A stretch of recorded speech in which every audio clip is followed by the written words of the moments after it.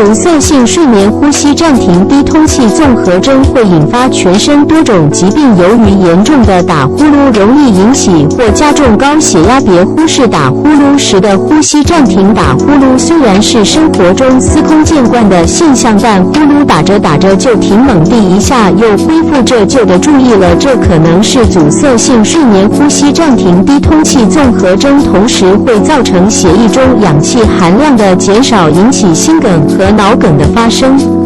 更多资讯关注 Buzz Times， 还有机会获得小礼品哟。